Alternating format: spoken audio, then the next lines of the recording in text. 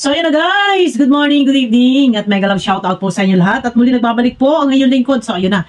At dito tayo ay, i-reactionan ko lang si Ate Malu. Linawin nga natin, bakit ba naman kasi nga, ito guys, si Ate Malu, wala namang ibang layunin kung hindi ang ay pangalagaan din ang maglangga, no? Ito ay wala sa kung ano man na sasabihin natin na bios dahil kung tutuusin po si Ate Malu kahit hindi po yan mag-vlog.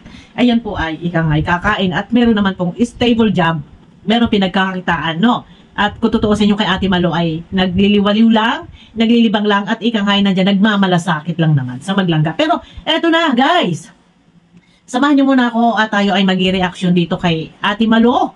At naglabas ng kanyang saloobin. Huwag naman po nating isipin na si Ate Malu ay gumagawa ng mga istorya, mga kwento for the sake of views. Kagaya nga po na sinabi ko kanina na kahit hindi po yan mag-vlog, yan po ay merong maayos sa trabaho at pinagkakitaan at may mga anak na stable din ng mga trabaho kahit hindi magtrabaho si Ate Malu, yan po ay kaya suportahan ng mga anak. So ito na guys.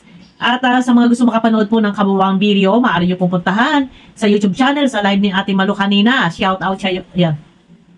Shout out sa'yo, Sis Ingrata de Ortiz. Ano ba naman ang nangyari? Ay na ba si Ate Malu sa iyo? Ay ano ba ga? Ay tayo kayong dalawa ay magpukpukan. Ingrata de Ortiz. Eto guys, sasagot tayo. Dati ito po, hindi ko pa napanood. Ngayon ko pa lang din po panonoorin at ipi-play na po natin dito. No, yan.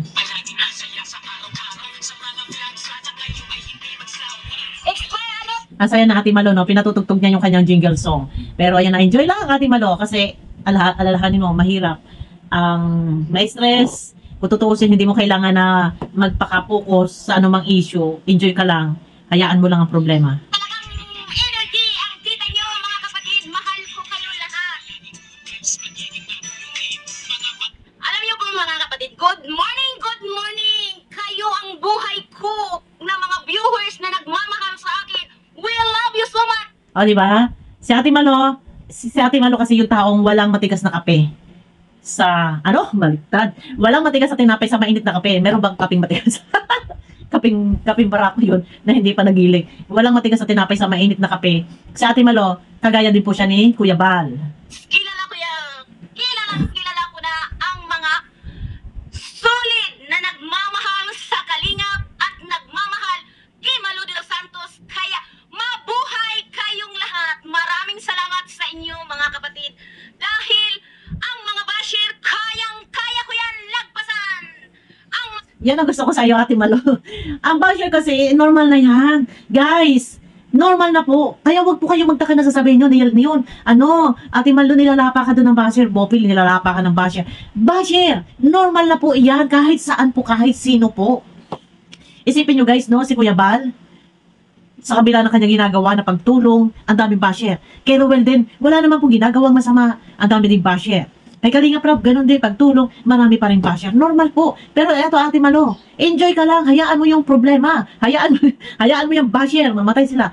Ang importante, nandyan at nanonood sila sa'yo. Mga nag-content sa akin, maraming salamat at nakatulong ako sa inyong mga revenue. Ayan. Ate Malu, shoutout din ako sa nag-content. Guys, pakisuportahan nyo naman po pala yung isang channel ko na ito ay Disgrasya pero bonita na po. Yan. Hindi pa kasi yan monetize pero recognize na po yan ni YouTube. May ads pero yung ads po ng kay YouTube na pupunta. Yan. Ngayon, nandiyan po sa aking community na share ko po. Pakisupport naman po yung isang channel ko. No? Yan. Bonita po yun. Hi, si Malu de los Santos.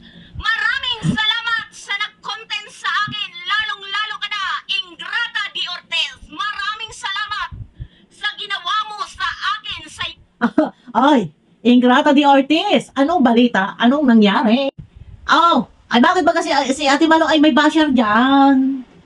Ay ano ba ang nangyari? Kita yung magsuntukan, Ingrata de Ortiz. Bakit ba nga? Ay, yun. Yes, pero ito na nga at nag-live daw si Ingrata. So, parang pinulutan doon si Ate Malu. Ay, Ingrata tayo, kita yung magsuntukan na lang kaya.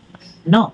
Ito ay binabanggit ni Ate Malu. Ito kasi hindi ko napanood ngayon pala kasi ako galing doon sa isang account ko. Nung live kahapon, nandoon ako simula hanggang sa natapos ka. Maraming salamat at maraming salamat Nati for Muslimi dahil isa ka doon ang nakipaglaban. Maraming salamat. Tunay kang kaibigan. Ayan, thank you kay Ate Nati pala. Yan, si Ate Nati ay nakakausap ko. Mega love shoutout sa iyo, Ate Ate natin. Guys, shoutout pala kay Ate Beth Tolentino at Ate Leonie of USA, kay Ma'am Lerma, mega love shoutout. Siyempre kay Ate Ang Magalo. Ayun na, isa kay Sis Ingrata, no, nabanggit ito ni Ate Malo, nireaksyonan mo raw siya. So ngayon, ay bakit ba kayo tawa ng tawa? Sa iyong reaksyon. Oh, ay kita magsutukan na lang Ingrata de Ortiz, bakit ba kayo tawa ng tawa? At hindi naman hihingi na Ate Malo na siya ipagtanggol mo, baga. Ikaw ay tawa ng tawa diyan. Oh. Yun na. Doon kasi sa live ni Ingrata, so, topic niya si Ate Malo, ay may mga basher doon, may basher din si Tita Emmy, ay sabi ko nga, pero normal naman na talaga na may basher kahit saan, pero viewers pa rin niya.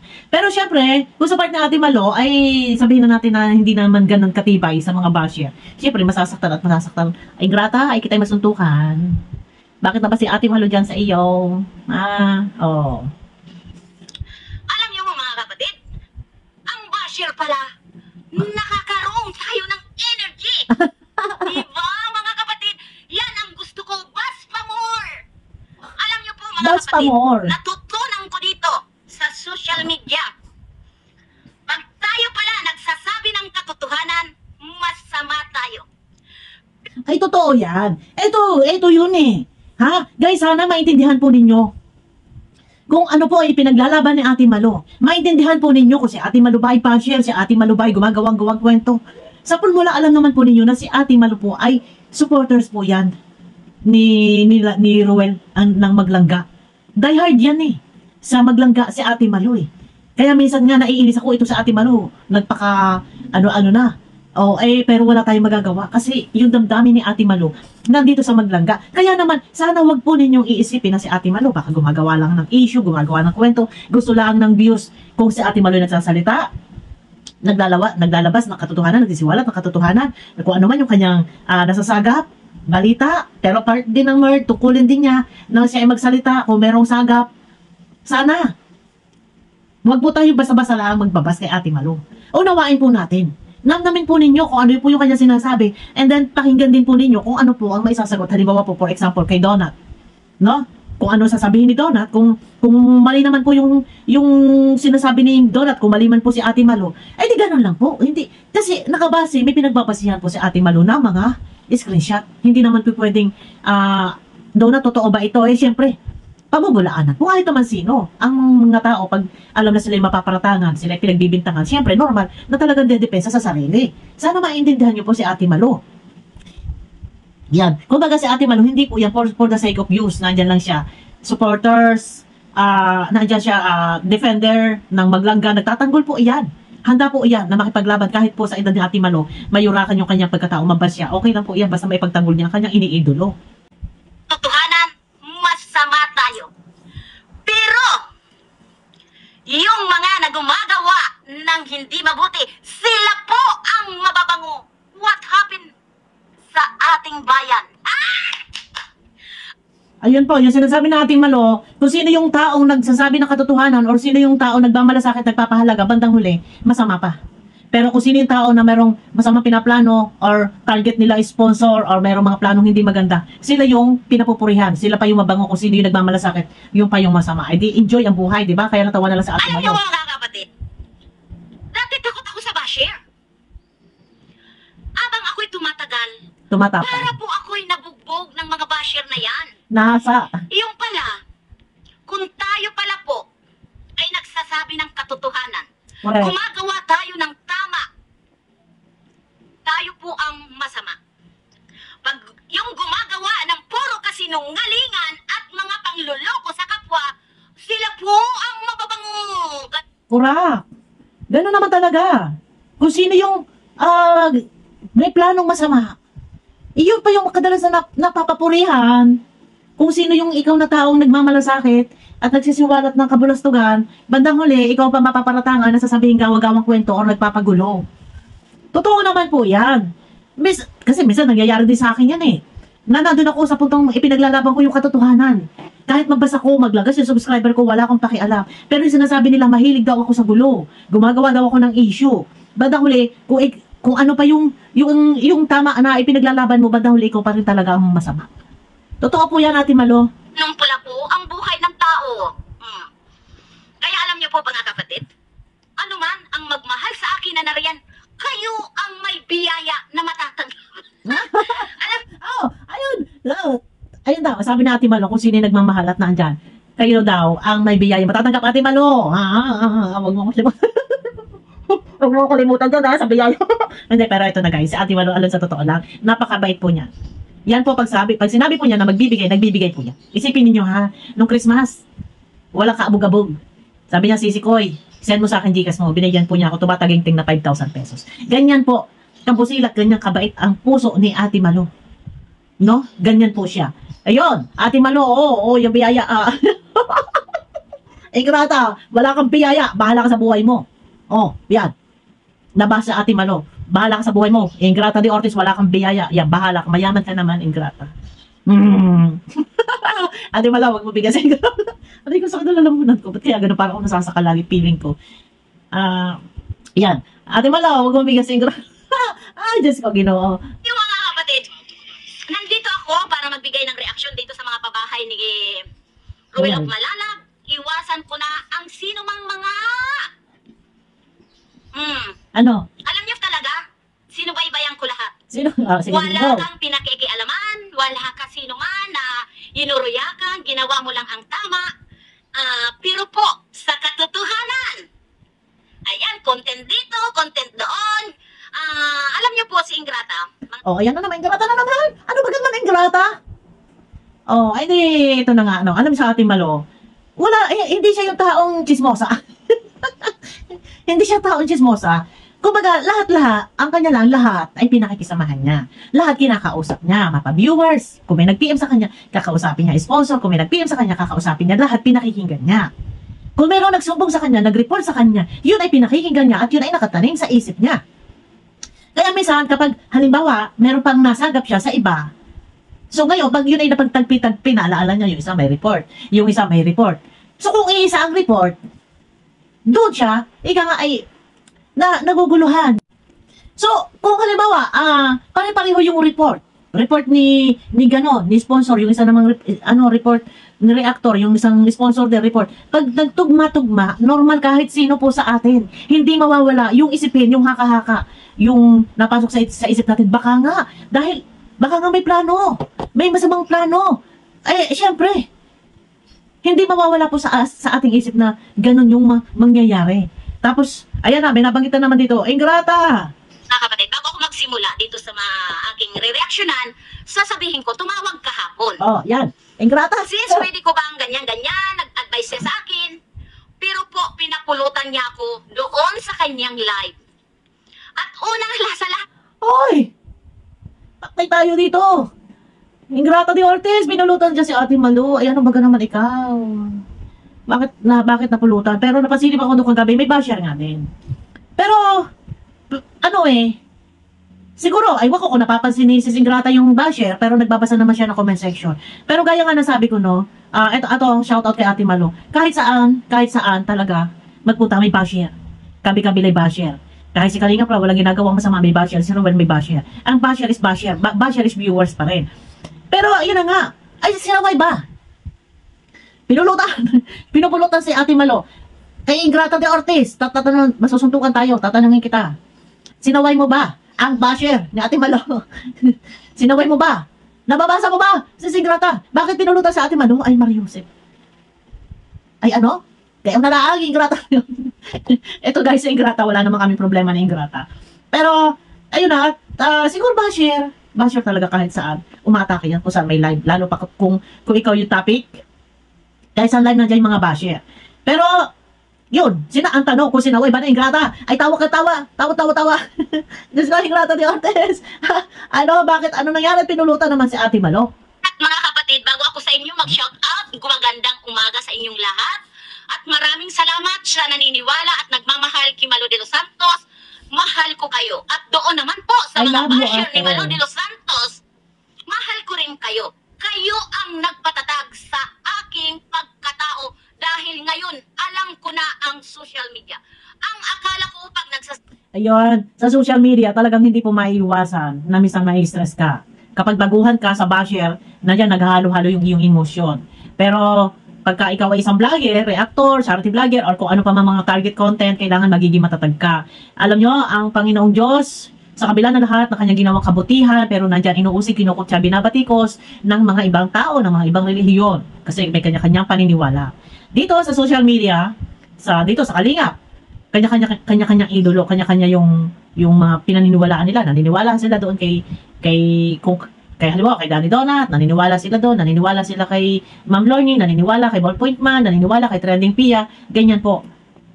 Kaya mababas po talaga tayo. Pero kailangan natin magiging strong ka. Kung nabas ka man doon kay Ingrata de Ortiz, pero ang tanong, nasaway ba ni Ingrata de Ortiz yung mga basher?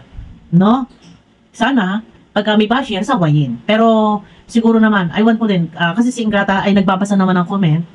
So, kung nasaway, mas maganda kung nasaway ni si Ingrata yung mga nambabas kay Ate Malo. Pero yun na, at sana yung iba, pagka halimbawa walang masasabing mabuti at ito ay kasiraan, sana huwag na mag-comment na ito ay makakasakit ng damdamin ng iba, di ba? Sabi tayo ng katotohanan, yayakapin nyo yung nagsasabi ng katotohanan. Pag pala tayo ay tama ang ginagawa natin, tayo po ang mapapasama. Baliktad po ang mundo ng mga tao. Baliktad ang isip, yan, talagang baliktad ang isip ng karamihan, pero hindi po. Ay, para sa akin, kasi nga, nakapokus sila doon sa idol nila.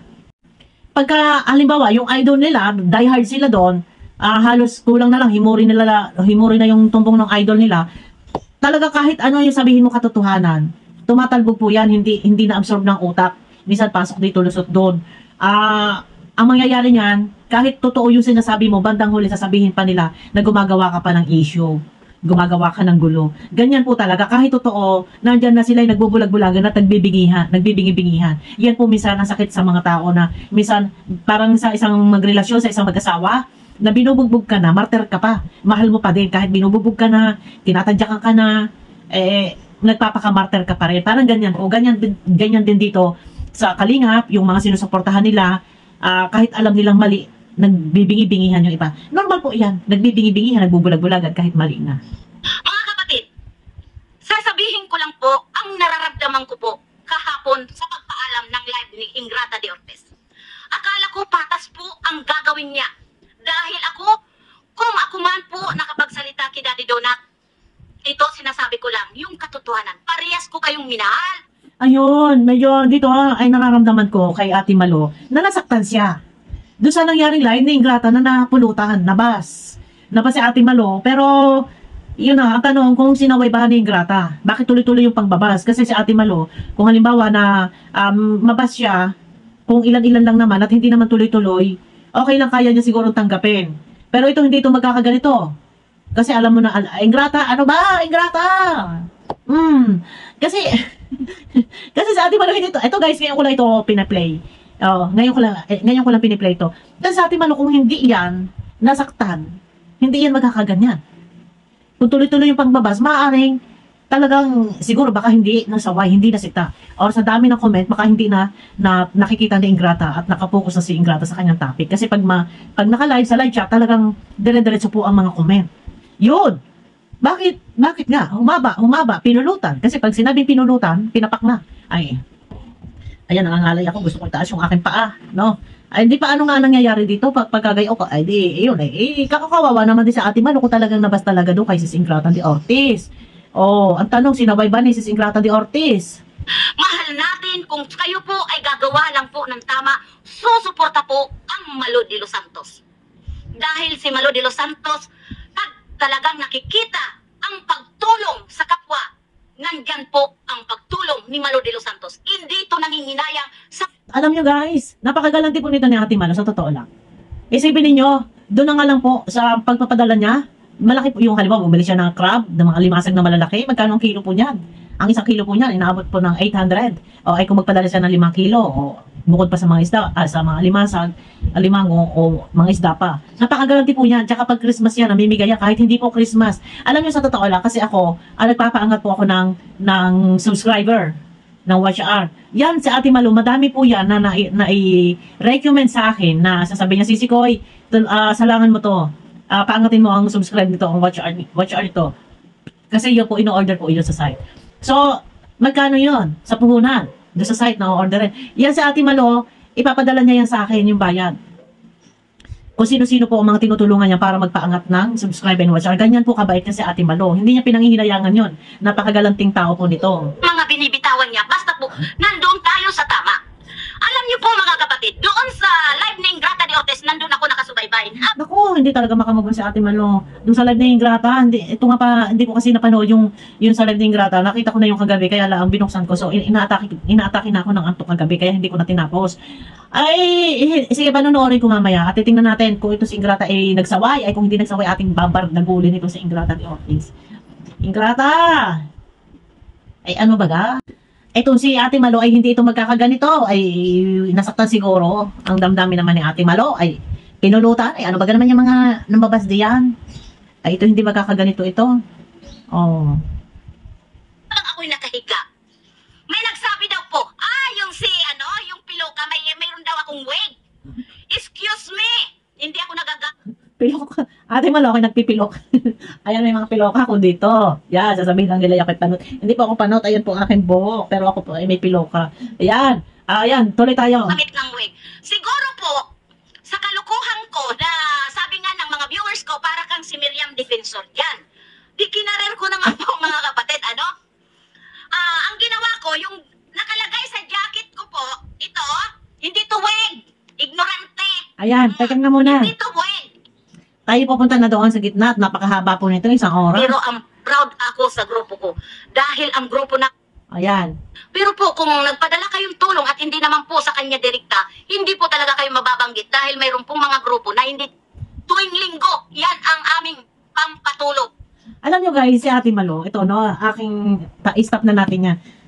Pinarinig ko lang yung sino yung kanyang hinaing na siyang ay nabas po doon kay Sis Ingrata de Ortiz. Pero yun nasabi ko na kanina, kung ang Panginoon Diyos niya, sa kabila na lahat ng kabutihang ginagawa, ay inuusik ko siya, binabati ko sa Ate Malo. Asahan mo na yan.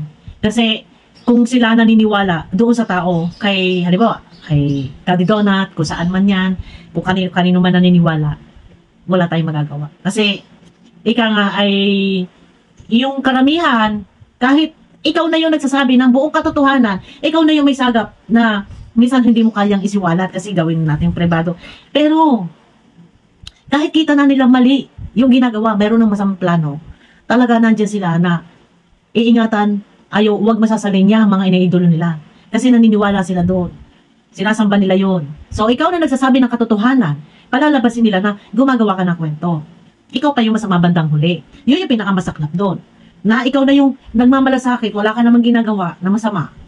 Ay, tsaka isa pa, bilang part ng word, trabaho mo, obligasyon mo, kumbaga mata at tenga, meron kang nasagap na balita, ilalabas mo, kumbaga para maging ready, baka sakali, baka mangyari, pero sasabihin ng iba, ginagawa mong issue, ginagawan mo ng gulo. Pero, sa Ate Malo po guys, hindi po yan yung tipo taong sasabihin gawang-gawang issue. Yan hindi po. Yan po ay nagmamalasakit. Sobra po pagmamalasakit niyan sa maglangga. Kung meron man po siya na nasagap na balita, hindi po yan basta magbubukang bibig na lang, magsasalita na lang at sasabihin na ganito, ganyan. Hindi po yan yung taong tipong ganon. Kapag sa dami po na nagpapasa, nagsisend ng mga plano-plano di umano, sa dami po, ay kung lahat po yan ay pagtatagpi-tagpiin, normal, papasok po sa isip na Ate Malo na baka nga. So, hindi maiiwasan sa bawat isa sa atin na minsan nagkakaroon tayo ng tamang hinala or na lalo pat kung may mga screenshot, lalo pat napapansin din natin yung galawan nila na parang kaplastikan, merong mga audio clip na lumalabas na parang naglalaglagan. Doon pa lang sa audio clip, kung napanood nyo napakinggan yung audio clip, talaga may laglagan po. So, hindi natin pwede sasabihin dito na si Ate Malo ay sinungaling. Si Ate Malo ay gawa-gawang kwento, nagpapagulo. Huwag pong ganon. Minsan, kumbaga siguro, dala na din ang pagmamalasakit niya, pagmamahal sa maglangga. Kaya niya, natatakot din siya na baka nga magkatotoo, hanggat maaga ay mabulilyaso. Hanggat maaga, mabulabog. Nang hindi matuloy yung plano. O tama, ang nangyari, o di ngayon, sa pag-broadcast ni Ate Malo, sa di umano nga ay planong paghiwalayin kung ano pa ma, at least, doon, nabulilyaso.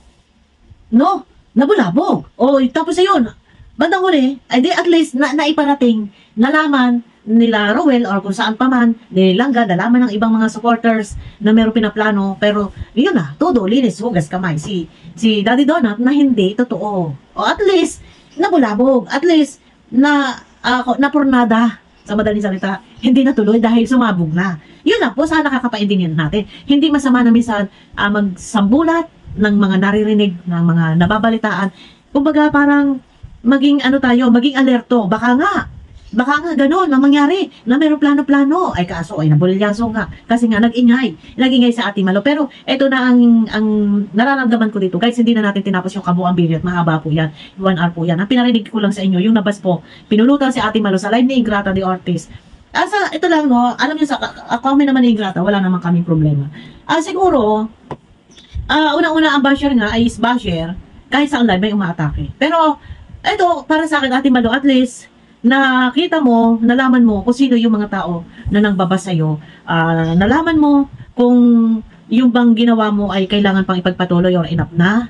Siguro. Kasi lumalabas na kahit kabutihan yung iyong ginagawa para sa kaalaman ng lahat. Maging handa tayo, mag-ready tayo, or nabulabog. Ginawa mo na yung part mo.